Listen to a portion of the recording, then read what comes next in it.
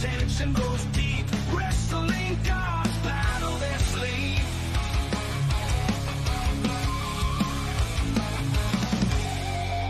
Screams echo truth in the roar of the crowd. Blood on canvas, stakes high and proud. Living in the fury where shadows don't poke. This ain't no dream, this is reality of smoke.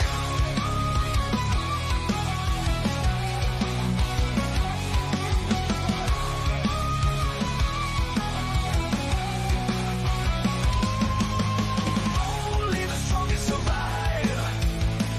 Through the fire they'll thrive. Reality of smoke. Breaking chains, fading folk. Born in the dust of the underworld shade. Victory tastes bitter, but sweetly it's made. Heroes fall, but legends arise. Breathe in the smoke, blood and broken ties.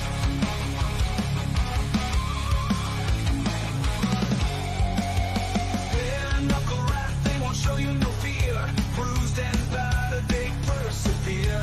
Life in the pit where the weak can't hold. Under the spell of the reality of smoke. Smoke, ladies and gentlemen, it's your boy Scotty Mac, and welcome to Tuesday Night Power. And let's start off things by saying, Jacksonville, thank you so much for being a beautiful host this past week. It was hot, it was humid, kind of a reason why your boy Mac has a little bug, so I might not have that extra oomph.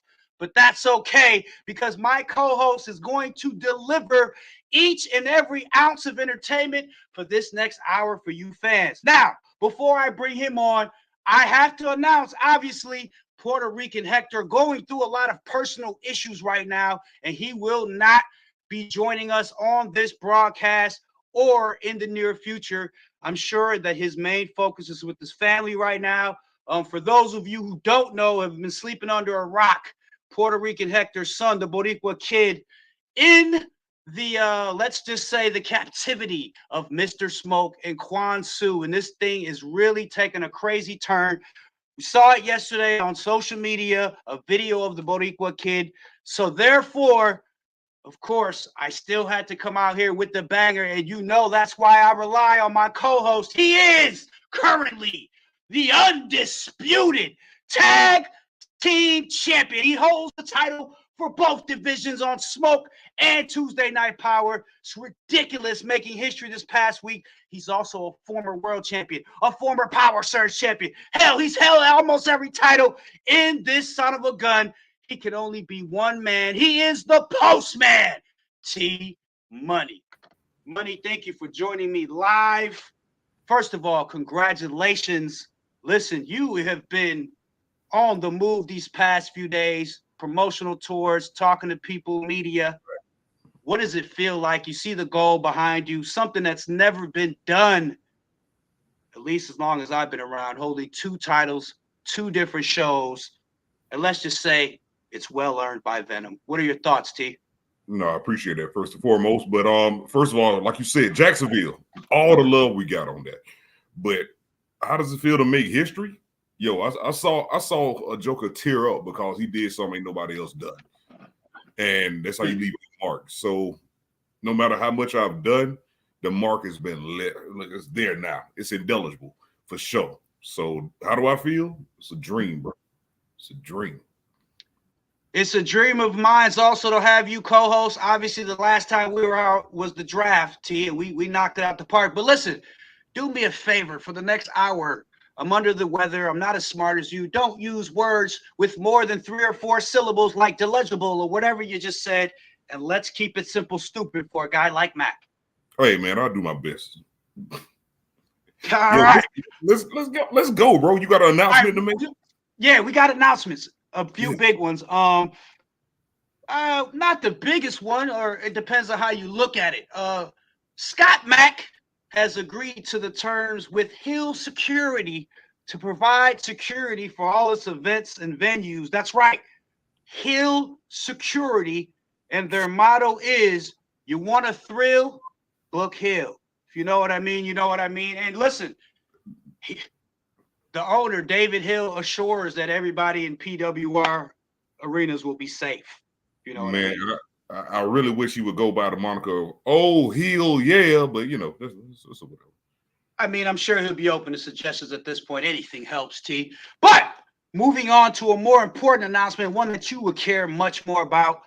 Mel Walker, the big ticket, the reigning, defending powerhouse champion, of course, was booked for a big time matchup on the Smoke brand this week, but that didn't stop him from making an appearance backstage of the Reality of Smoke set. And I'm talking about Tuesday Night Power, where he knocked on the locker room pretending to be a part of Hill security. And Chris Lassiter, being naive to the fact that Mel Walker was in the building, opened the locker room, and Mel Walker viciously and brutally attacked Chris Lassiter, really targeting his midsection and doing a number on him with a number of stomps and kicks to the ribs. Chris was grabbing his midsection after Mel Walker stood over him for just a few seconds after saying, "You ain't never taking this, bitch." Adding another kick, insult to injury. But the problem is there was no telling at this point if Chris Lassiter would even make it out to the match against Bubba Killings, which was scheduled for later on in the night. T-Money, listen, I know you don't speak for the man, but you're closer than anybody to the situation.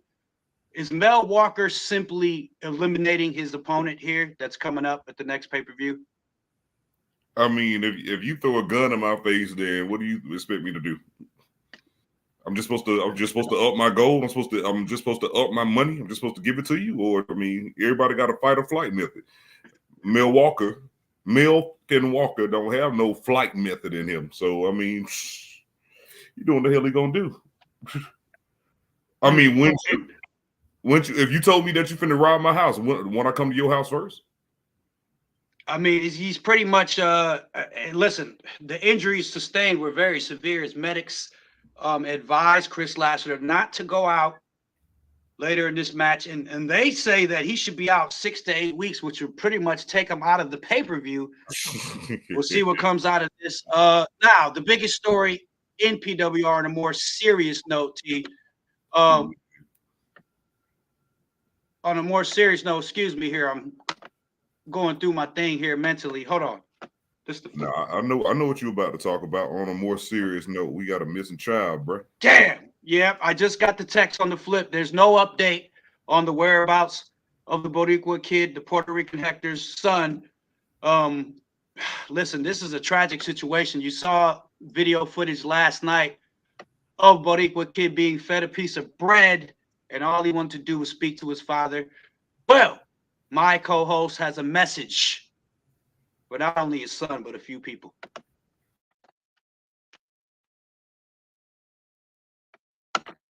All right. What's happening? I'm not getting anything here. All right, I guess. Hold on now.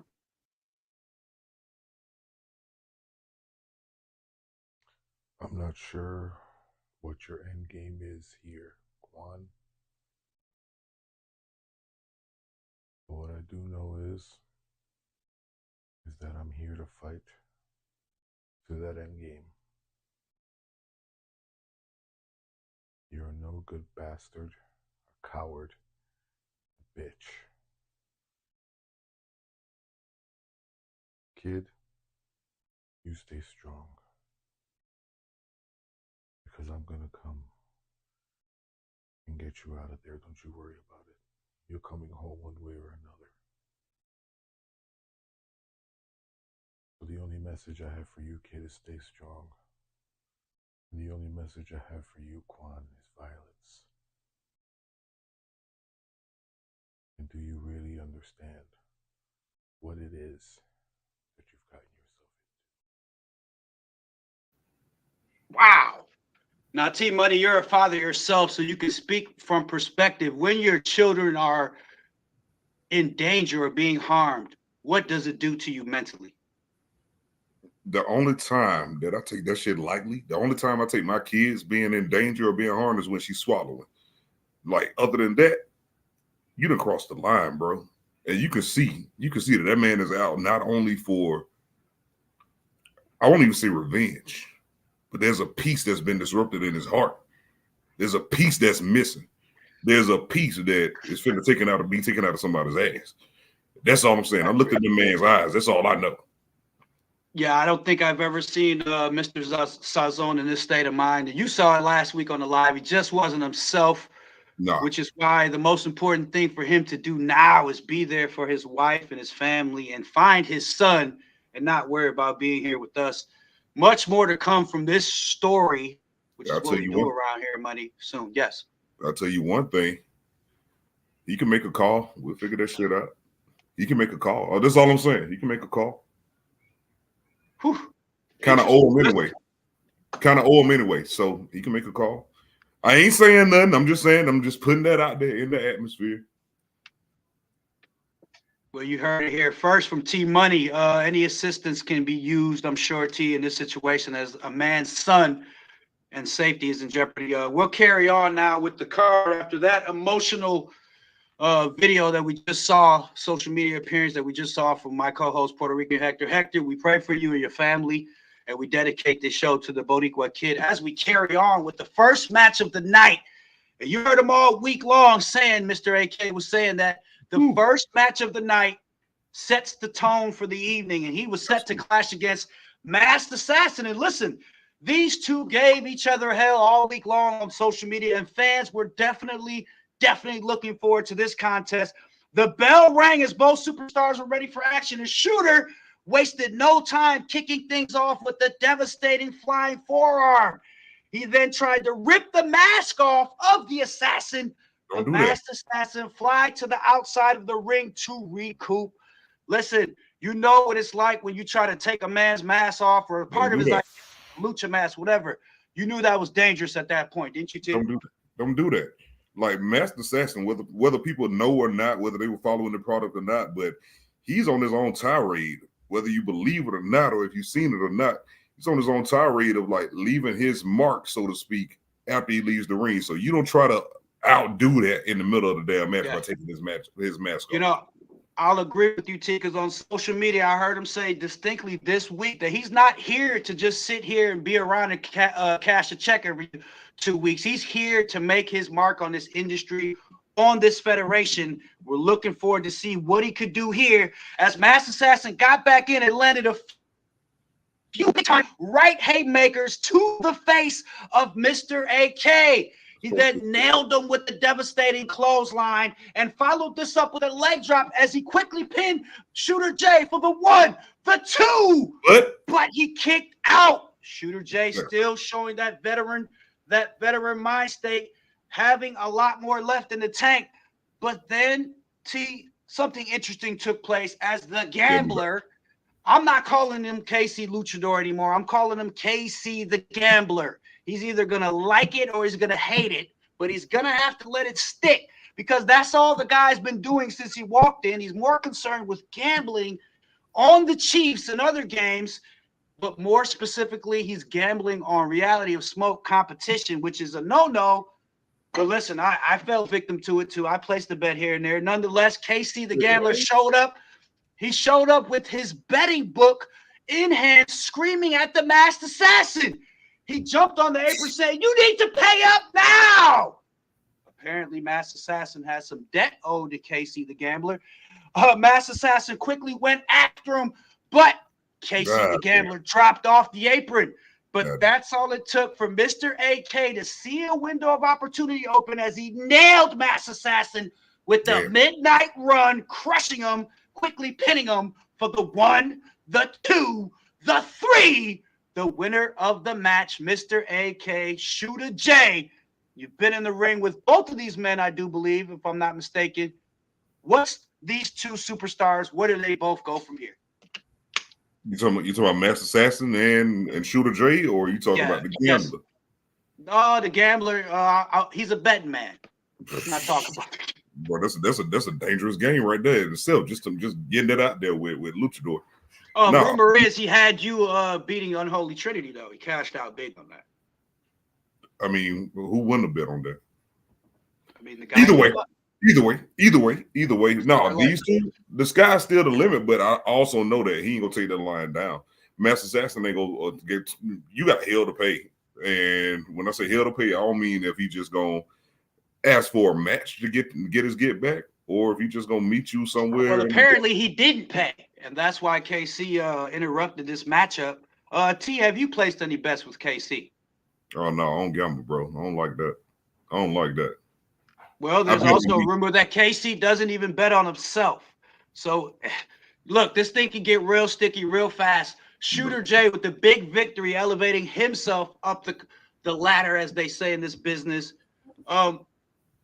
It's very interesting to see where all of these superstars will go from here as we knock on the doorsteps of a new pay-per-view, a new era in Reality with Smoke coming up here in about a month. We're still working on a venue and a date, but it's going to be big as both brands will be featured on that pay-per-view. You shouldn't even told me that. You shouldn't even told me that. Well, let's just assume you'll be on it with both of those beautiful How the fuck you gonna assume I'm gonna be on it? Me and my bro gonna be on it no matter what. What you already said. Yo, you got a match going on, you got somebody tagging, we down. Shout out to the natural Nappy Boy. Congratulations as well. We're carrying on here, T, with the next matchup of the night. That was very interesting all week long on social media. These two at first were seeming to hate each other, and then they were holding hands at certain times, and then they hated each other again. I'm talking about the Bronx Bomber. Excuse me, the Bronx Bomber. As he was set to clash against the villain, Craig Harris. This one was interesting in the ring just as much as it was on social media, and it went initially early on like most fans expected it would. Bomber just took off from the onset, dominating the early stages of this matchup, crushing Craig Harris with strikes and kicks, throwing him, whipping him off the ropes, and then hitting him with a flying elbow, spinning in the air, some type of acrobatic move. It was unreal as he quickly pinned Harris, but Harris kicked out at 2. Now, one thing about Craig Harris is he's not going to quit. He's the type of guy that you really got to hit with a brick in a street fight to make him stop moving, or else he's just going to keep coming back after you.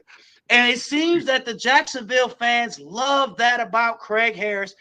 As midway into this matchup, he really started to show his courage and determination, fighting back as he worked the body with big-time shots of the Bronx Bomber, and then locked in a swinging neck breaker to crush the Bronx Bomber. Now, as if this thing wasn't already interesting enough, ladies and gentlemen, the artist known as Motherfucker came down to ringside at this point, not only to watch this matchup, but it was clear that he was ringside to support Craig Harris.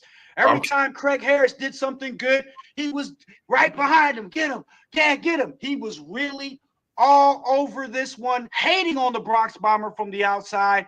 But the Bronx Bomber just kept doing what he does best, knocking out Craig Harris at one point in the corner, and then drilling him with the brutal clothesline, taking him down. And then he did that Superman punt kick. It was like a field goal kicker as he kicked Craig Harris in the head, pinning him again for the 1, the 2. But goddamn it, that Craig Harris is like a pit bull on 3 legs, and he just kept coming, T. Jacksonville loves that shit, bro. I don't know if you remember, but Jacksonville is a city that loves a good fight.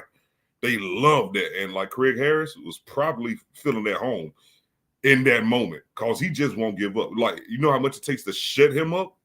Imagine how much it takes to put him down. So, yeah, I ain't gonna lie. I was lit at that moment. I was lit. I'm like, yo, fight forever. I don't give a damn.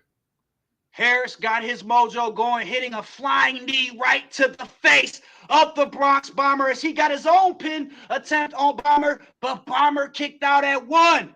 This match continued to go as Motherfucker was there encouraging Harris to get it going and get this victory under his belt. But that's when the Bronx Bomber hit a big right hook to the jaw of Craig Harris and signaled for the D-bomb.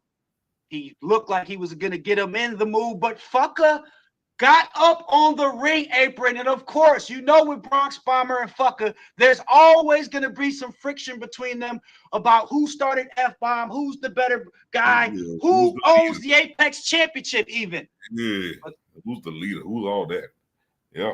But we've seen it before. We've seen it again in professional wrestling. Craig Harris rolled up the Bronx Bomber in a small package as those little legs were kicking for the 1, the 2, the 3, the winner of the match in a huge upset victory.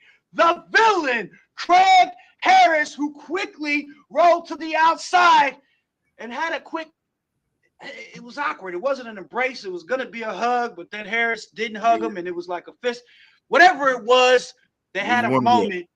And motherfucker backpedaled to the back, waving, taunting the Bronx Bomber, who was kicking the bottom rope in frustration, just like an upset New Yorker waiting for a taxi cab. Man, you know what They have taxi cabs or Uber, whatever. T, big win for Craig Harris. Now, you know how important wins are in this federation. What do you think Craig Harris goes from here? And what is this thing going on with Bronx Bomber and motherfucker? Will it ever end? First of all, the answer is no. It's never gonna end. I don't care what happens. One of them gonna have to die first. Like, it ain't gonna ever end with those I agree. two. With those two, it's always gonna be something. Like, first you love me, then you hate me, then you love me again. It's gonna be one of those. So the only thing that I'm scared of is how much further they can go. Like, every level that they go. Like, before, it was just interfering in matches and laughing. And then now you get to this point where somebody finna get hurt, bro.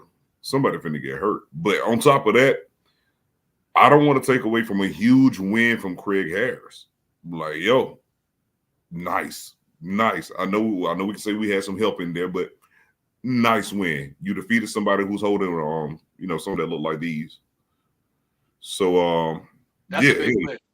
Nice win. Nice win. A W is a W, end of the day. Period. Enough said. There will not be enough said about this next matchup. Is it T? You know, things always go on here or reality of smoke that are just unexplainable. And this triple threat matchup would do just that. Feed the fans what they wanted. We're talking about a #1 contender for the Power Surge Championship. And the winner of this matchup would go on to face Toa the Warrior at this next pay-per-view coming up here in about a month's time. High stakes, 3 big-time names. I'm talking about Crimson Wolf, the franchise Brandon Buck, and of course, the Korean Kaiju Kwon Soo, who has been making a name for himself in good ways and bad ways, but nonetheless a feared man in this federation currently, undefeated, by the way, never been stopped inside of that ring. And as the bell rang and all 3 of these superstars got going in this matchup, it was much of the same as Kwon Soo just came out brutally dishing out pain on both of these superstars as he drilled Brandon Buck with the big boot, try saying that 3 times. He drilled Brandon Buck with the big boot, sending him into the buckle. Bro, you got to be Kendrick Lamar for that. Woo! Then Crimson Wolf was just whistling around as if he wasn't in a match, and he was even telling some fans in the front row, I won last week, believing that he's on a winning streak of some sort. But we were all there, and Crimson Wolf lost his matchup. He's going through a thing, T.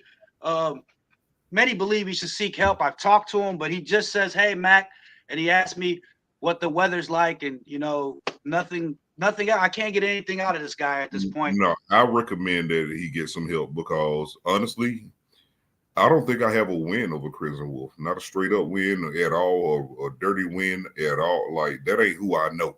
So he out there acting like that. It's got me concerned. I ain't even gonna lie. Hey, are you hinting that you would like a match with Crimson Wolf soon? Is that if you acting like that right now, then yeah, I can give him some match, right? All right. So with that being said, in the matchup, the action was just going on and on as the fans were so into this triple threat match. It seemed as if Brandon Buck finally got through to that that rigid brain of Crimson Wolf, and the two started double teaming Quan Su in the middle of the ring, even backing him up a little bit. But it didn't take long for Quan to come back and sink in a double choke slam on both superstars, making them both look like rag dolls. Crimson Wolf popped up as if he didn't feel the pain at all, but Quan Su didn't waste any time giving him another big boot. This time, Crimson Wolf went over the top rope and to the outside. On the outside of the ring, it was unreal because Crimson Wolf, once again, instead of signing autographs, he wanted autographs from the fans. And then he asked what the fan in the front row was drinking. Was it Miller Genuine Draft or Miller Lite? Or then he named some Dutch beer that we don't sell in Jacksonville in the arena. I don't know. I purchased beer in Jacksonville, and I don't even know what he was thinking on that part. Like, yo, let me tell you one thing. I prayed before this match, and I'm not even in it. I prayed before this match because I knew it was going to be some craziness going on, and just hoping for the best. Keep going. At this point in time, it looked like it was going to be over because Quan Su looked to the outside, and Crimson Wolf and all the fans saw Crimson Wolf taking a little nap, a little siesta on the announce table. He's always tired now, and he just decided to relax. He wasn't in a wrestling match, apparently, in his mind. He felt like he was at home and laid right on the announce table. As Quan Su saw this, he signaled for the Kaiju Bomb, and Brandon Buck was just going to be another victim, T. It's happened so many times here on Tuesday Night Power. But that's when the crowd erupted, T-Money, because the man that we heard from earlier, Puerto Rican Hector, came storming out to the ring, and Quan Su met him on the outside, and the two just started brawling out of control. Hector was actually getting an advantage on the big man, who seemed to be caught off guard. Crimson Wolf was still taking his nap inside of the ring until Brandon Buck decided to throw Crimson Wolf back inside of the ring. Buck saw the commotion on the outside between Quan Su and Puerto Rican Hector, who had to be separated by David Hill security, of course. And that's when Brandon Buck nailed the pile driver on Crimson Wolf for the 1, the 2, but Wolf kicked out. Crimson Wolf kicked out somehow, and then Brandon Buck followed this up, going for a suplex attempt, but it was blocked by Crimson Wolf. The Wolf punched his way free with the headbutt and then drilled Brandon Buck with the big-time shoulder tackle flying off the ropes. The crowd was yelling for amen to Crimson Wolf as he then looked confused at the fans and sat down. Yeah, the support. He began praying over Brandon Buck as he didn't seem to get the message that amen means finish him. That's the finisher. Finish. Buck couldn't believe what was taking place as a sermon was being held over him, and he quickly got to his feet and kicked Crimson Wolf right in the temple, followed this up with the GTS Spine Buster, pinning Crimson Wolf for the 1, the 2, the 3, the winner of the match in his big-time first victory here, the franchise, Brandon Buck, who now moves on to become the #1 contender for the Power Surge Championship. That's when Crimson Wolf rolled out of the ring and was shaking the fans' hands, thinking he won another match. I did it again. I'm on a streak, said Crimson Wolf. But that's when Toa the Warrior came out to the ramp right before we went to commercial break and held that Power Surge Championship up, just staring into the ring at the franchise Brandon Buck. As now we have it, our first official matchup from the Power brand. Next pay-per-view. Brandon the franchise Buck, 1-on-1 with Toa the Warrior for the Power Surge Championship. I'm here Steve, for what are it. your thoughts on this? He said, I'm I here for got it. my money. Can we get your money for that? I'm here for it. Like, one, I want to give another shout out to Jacksonville, another salute to Jacksonville, because they was feeding everybody what they needed. Like, It wasn't no such thing as I don't like you and this and that. Somebody was doing good, and they was behind them. I don't know what's going on with Crimson. I'm gonna pray about that thing. He's on a winning streak. He's on a winning streak. I'm gonna pray about that thing. But yo, if that's the match, Buck versus Toa, you can take my money right now. You can go ahead. T, I want to know what's going through your mind when you saw Puerto Rican Hector sprinting out to that ring and him and Quan Su mixing it up with one another. Oh, this is going to be interesting.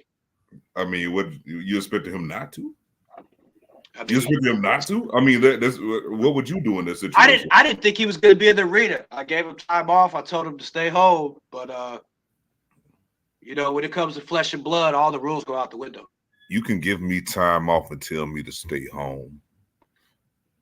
But if it's something that I care about, exactly like I said earlier, only time where I take it lightly about my kids is when she swallowed it. You talk about my child. You can tell me to take it lightly. You can tell me to take time off. Either I'm going to do one or two things. I'm going to do the professional thing. I'm going to go get Olivia Benson and see if we can figure this thing out. Or I got to do what I was naturally born to do and naturally trained to do. And we go throw hands, bro. Now, the problem is you throwing hands with him, but you ain't figure out where your child is. That's why I said you can make a call, bro. Oof. Very interesting things happening on the Power brand. Listen, T, I do want to take this time to shout out to the hometown phenom hero, the Queen Alexia Payne, who I know is back home watching. We tried to get her at the arena, but she's handling that beautiful baby boy, and that's the most important thing right now. But we shout out the Queen as well in her hometown as fans still had Queen signs in the air. PWR forever.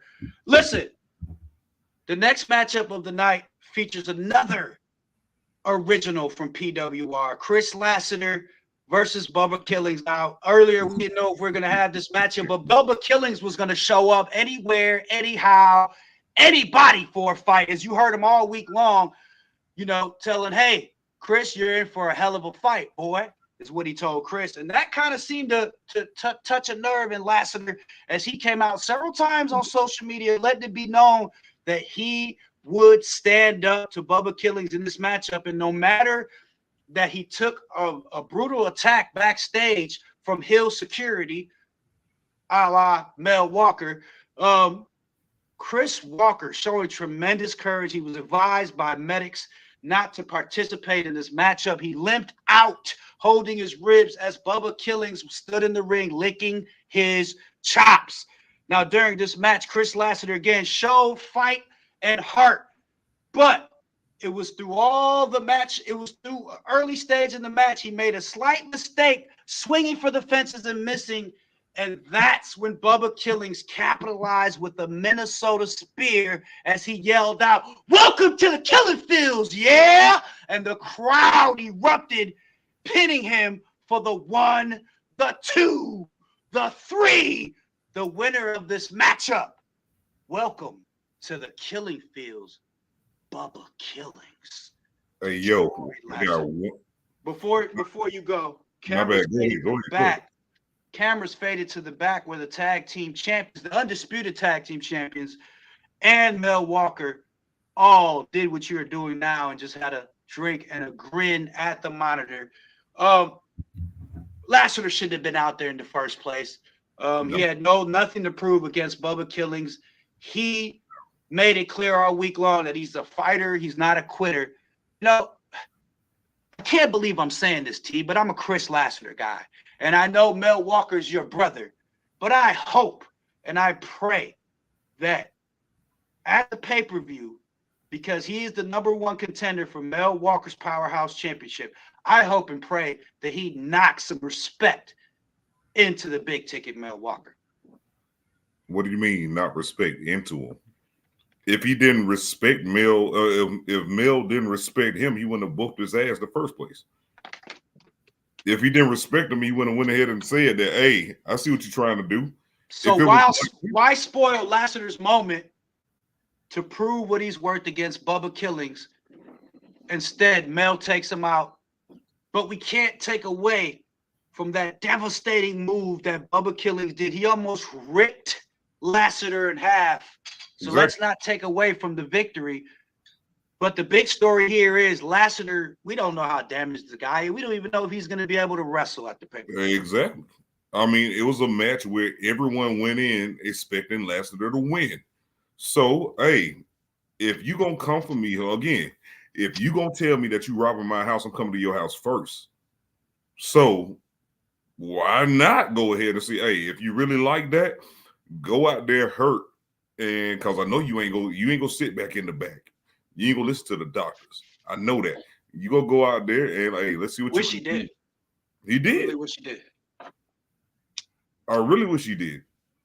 Because now there's the possibility, and we've heard Killing say it before, you know, if he beats Lassiter, he should be either the #1 contender or be in that match. And I'm sure he's going to have a lot to say about his victory. And let's face it, if Lassiter's out from injury, Bubba Killings would likely step into that spot. It's just the way the business is. He kind of has to, but we know Chris Lassiter is going to be hard-headed. But, I mean, if push comes to shove and that's the case, then Killings has every right to that. The only thing I want is a Bubba. Yo, you can hook me over some fried catfish or whatever. Like, show me the spots. I'm good, Ooh, bro. that sounds so good right now. Show me the spots, bro. I'm good. I bring my own hot sauce. I'm good, bro. But congratulations. Speaking of hot sauce, T. Speaking of hot sauce, not Sazo. Speaking of hot sauce, this next matchup had a lot of hot sauce all over it. It was on fire on social media all week. PWR fans couldn't stop talking about the debuting superstar, Nostradamus, as he was set to clash against Motherfucker. Now, we saw Motherfucker out here early, but he has this ongoing thing with the Bronx Bomber. He had to make himself noticed in that one, but he had to be locked in and focused for this debuting superstar who made it clear all week long he is not here to make friends. He is here to win matches. And I'm quite frankly, we talked about him a little bit backstage. I'm excited to see what the superstar was going to do against a big time name like Motherfucker, a decorated champion around this place. It was going to be a hell of a matchup. A what? Go ahead, T. A what? You called him a what? Oh, yeah, he's not champion anymore. He's a decorated. I mean, he done did shit, but wasn't this his? Yeah, it was. The nice. Yeah. He done had this? The yin yang. Has he had this at the same time? Either way, no. I'm just kidding, guys. Y'all keep going on, man. Yeah, motherfucker, you good in my book. You evil motherfucker. Both superstars gazed at one another. They were having that old Wild West standoff, T. It was really to see if any man blinked first, but neither man did as the bell rang. And as much people thought this one would go, Motherfucker dominated the early stages of this contest as he hit a number of flurries and big strikes to the face of Nostradamus, who was definitely rattled by the early onslaught. Motherfucker went for it all early as he bounced off the ropes and cocked back to kiss the ring's finisher.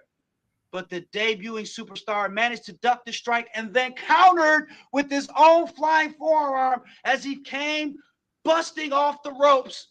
No Meek Mill.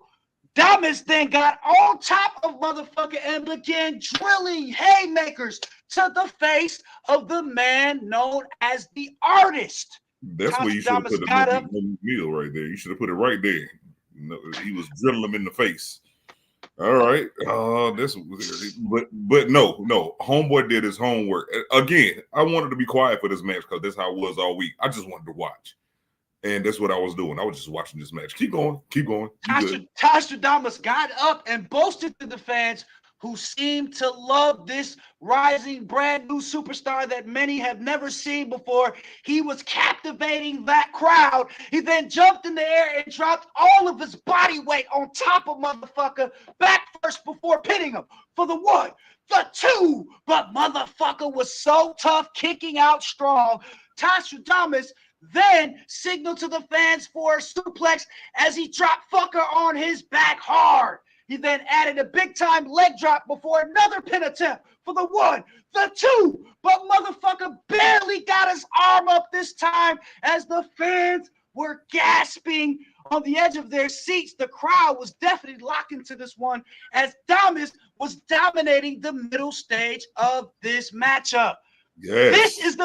That's when Tasha Damas yelled out, "This is the fucking measuring stick around here, huh?" Damas said to the fans, some of them started booing the superstar now as he started becoming a little bit too braggadocious for the Jacksonville faithful.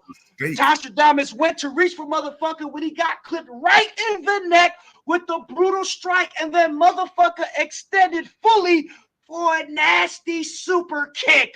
No meek. The fans got behind the artist who yelled, "Who does this motherfucking bum think he is? He can't ever step up to motherfucker. I'm the only motherfucking shit in here," said the artist. Right before he placed the knee perfectly on the cheek of Tanstradamus that crushed him down hard to the mat, motherfucker then went to the top turnbuckle and nailed an F-bomb splash right on top of Damas as he pinned him for the 1, the 2, but Tanstradamus kicked out. Tanstradamus kicked out and the fans couldn't believe it. Fans were stunned as the artist's eyeballs were huge, and he was in disbelief as he looked at the ref and said, "That's 3." But the referee said 2, demanding that motherfucker respect his call. But that's when motherfucker signaled for that beautiful kiss the rings finisher as the fans stood on their feet anticipating the big shot. But the crowd started turning up as the appearance of the Apex champion, the Brooks Bomber. And that's when motherfucker saw him and said, "Come on, bitch, let's go," said motherfucker, as Bomber just taunted fucker circling the ring. Tanstradamus was slow to get up to his feet, but Bomber then started walking up the ring stairs as the referee quickly ordered Bomber to get down, but Bomber spit in the direction of motherfucker. Woo! That's this, boy. We talking about disrespect. This enraged the former champion. I said former champion, but Tanstradamus was waiting for motherfucker patiently as there seemed to be a plan in order. Finally, the referee got Bomber away as Tanstradamus came from behind and nailed him with the Death Wish full Nelson slam as fucker's face hit the ring hard, pinning him for the 1, the 2, the 3, the winner of the match in his debut, Tanstradamus. Damas and Bronx Bomber looked like they were going to jump motherfucker when the villain Craig Harris ran down the ringside swinging his cane, coming to the rescue in this very interesting finish here. Woo! T-Money, what did you think about this debut for Tanstradamus? The situation boiling over, it's an overflow of boiling water between Bronx Bomber and the former decorated champion, motherfucker. You know, he's gonna make me kiss these rings when he sees this. But nonetheless, what are your thoughts on all this action, T? I did not see that happening. Like I honestly, I sat down to watch that match. I sat down to see the developments go. I sat down to watch it, and I did not. Well, no, because I'm from the street, so I knew that somebody would run in. But at the same time, I ain't expected to get this big. Now you got 4 guys, all in some type of weird tangled web that they've weaved. That's what I'm looking at right now. Like, yo, do y'all even know what you want? My biggest thing is knowing what you want. What's stopping you from getting there, and why don't you get it? And now, I want to know what these guys want. We know we see some revenge. We see some get back. We see some that. But what is the end game with these guys? I don't know, but I have an interesting question to ask you. Is motherfucker, how do I say this? Is motherfucker the type of person Craig Harris wants to get in bed with? I mean, an alliance with? I wouldn't say in an alliance. I don't see Craig Harris being in an alliance with anybody. But can they do some work together? Can they coexist?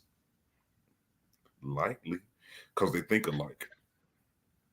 Ooh, okay. Listen, I know somebody that usually like the way they think, the way they approach this business.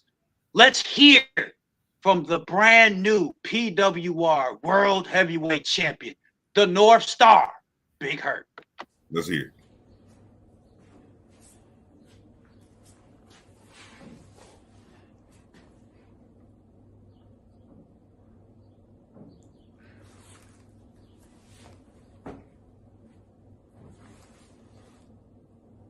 What's going on, Reality of Smoke? It is your number one draft pick, your number one guy, and your world heavyweight champion. Redemption has a price, and it's a price I'm going to have to pay every week, every night, every hour, every minute here on out. Because for the last few months, something's been missing. For the last few months, I've been telling everybody that I'm the top guy. I've been going out and showing everybody that I'm the top guy. But it's easier to call yourself that when someone else has to take the hits. And Ethan Carnage has been doing that for a very long time.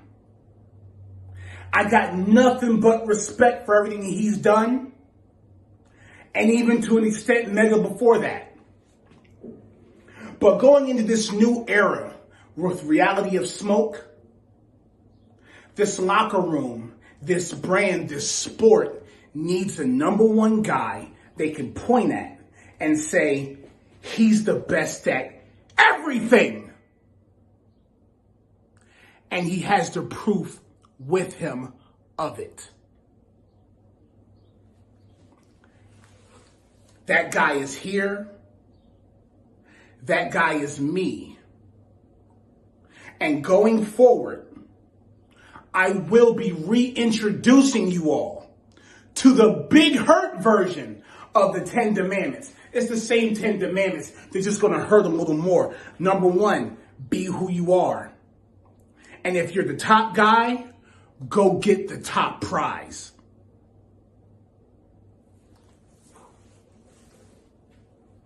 That's all I got for now.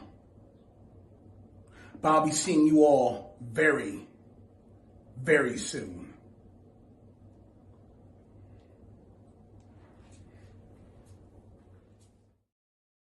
The fans of Jacksonville were a little salty that they weren't going to get to see the North Star in the ring action. But hey, he had to rest up after that crazy, crazy night where he obtained the PWR World Heavyweight Championship. He will be back in action next week, and he told me he's excited to get in there and mix it up. T-Money, what did you think? I think the fans were salty because he didn't say no Diddy in a few parts of that. Mm-hmm. Like, I'm not trying to disrespect the champion, but I mean, y'all heard those parts. It could have been a no Diddy up in there. But at the same time, this is Pride Month. Shout out to all the LGBTQIA, XYZ, whatever. I'm not meaning to disrespect. Anyway, so, no, what do I think about that? I think that he's still having something to prove. The same way that he felt like he had something to prove in order to get that title, I think he feels like he has something to prove in order to keep that title. And he has some story to tell, and we just got to be along for the journey while he tells that story. It's definitely very interesting that you speak those words so eloquently, T. I have big words too, because you have 2 championships behind you, and some would argue that the burden couldn't be any greater that you live up to the reputation of Venom, but that's up for a whole nother discussion. No, it ain't. Ain't no discussion about it. Ain't no discussion about that. Already, huh? No, ain't no discussion about that. If you want to talk about it, then, I mean, you go talk about it amongst yourselves, but ain't no discussion about it. You know who the hell we are. You know what we do. And if you don't, then I guess we got to raise more hell. Oof. All right. Speaking of raising hell, the main event of the night is upon us, and the fans bro. ready to go. It's time. It's ready to go. The lights dimmed, and the intro, which is one of the more magnetic ones in professional wrestling right now for newcomer T.C. Adams, as he made his way down to the ring. Lights were out and camera lights were on the Redeemer as he made his way halfway down the way to the ring and held his hand up, and the entire arena followed, as it seemed that Jacksonville, Florida believed that T.C. Adams would walk out of this championship match against Dylan Mason. Whew. And I love Mason, but I'm sorry, I held my hand up too. Did you hold your hand up? What was the last white preacher you held your hand up to, T? Don't answer that. You know his name? Yeah, I know his name. It's Doug Ray. All right, you learn something every week here with T, Money, and Mac. Carrying on the intro for the face. Yeah, I had a good influence. The intro for the face of reality. The Empower champion, Dylan Mason,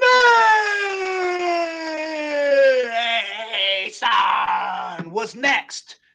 And the arena erupted at the sight of one of the best pound-for-pound wrestlers in the world today. He says, don't call me anything else other than a professional wrestler. He doesn't.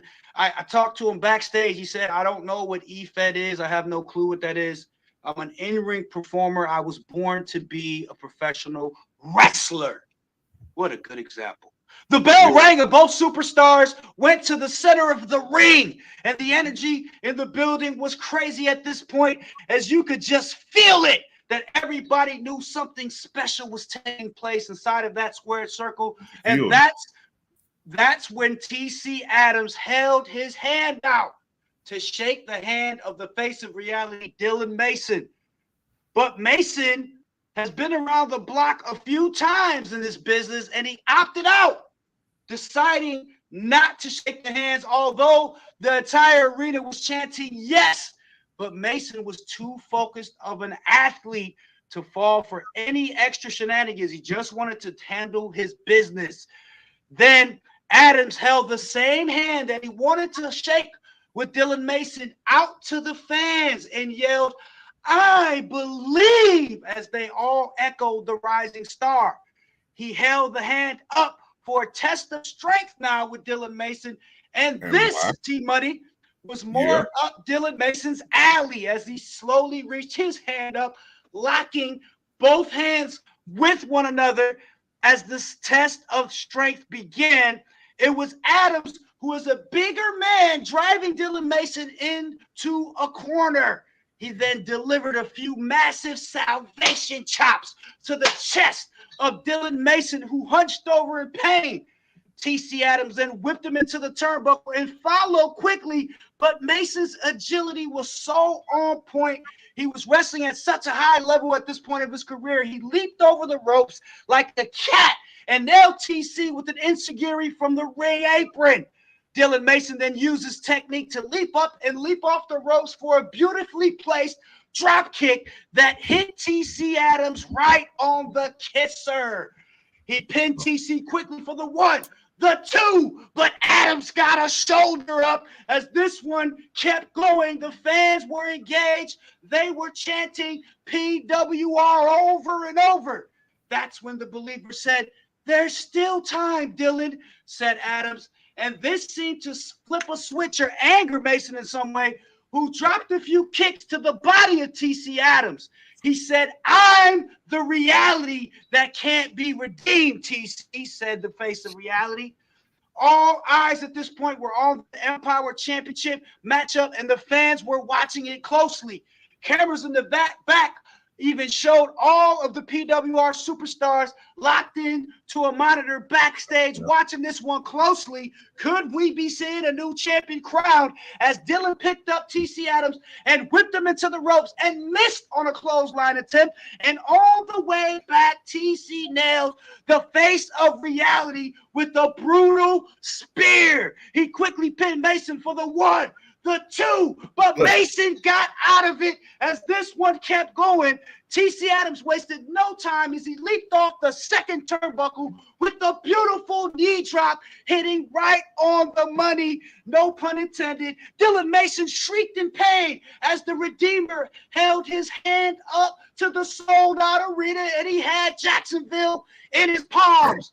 But instead, he delivered. But instead of using the finisher claw, he delivered a crushing big boot to Dylan Mason and then held up the hand again. Now, this time, ready to end the matchup. He lunged towards the champion, but Dylan Mason leaped in the air and kicked the wrist of TC Adams with everything he had, nailing the Pele kick as Adams clutched his wrist, hunching over.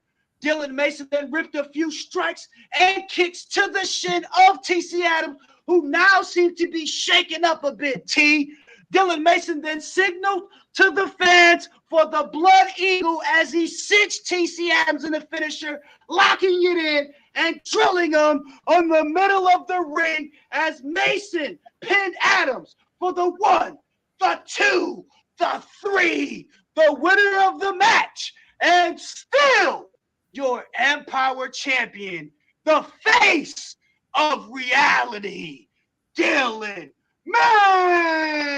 Mason. Mason celebrated with the fans briefly, and then he reached his hand out to TC Adams as Dylan Mason said, "Now I will shake your hand when business is done."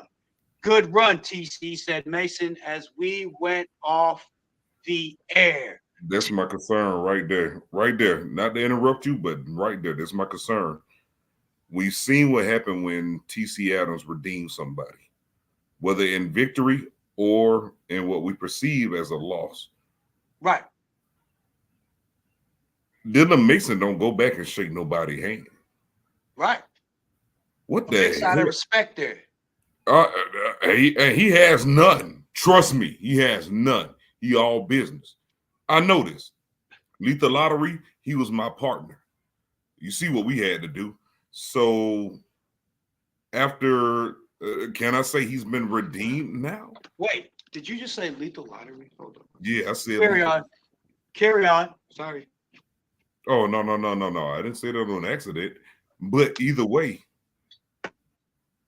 what the hell is the change that we're going to see with Dylan now that he's gone through that battle? Like, we seen what happened with Big Hurt, with the North Star. Mason's already a champion, but he went back and shook his head. Like, this is some freaky shit. I don't care. It may be some innocent shit, but it's some freaky shit. That's all I'm saying. If y'all don't catch it, it's some freaky stuff going on. That's all I'm saying. And I think, ladies and gentlemen, quoting T Money, this is some freaky shit. My name is Scott Mack. He's T Money, the postman. We'll see you next week. Shout out to Hector and the kid. Whew. What a show.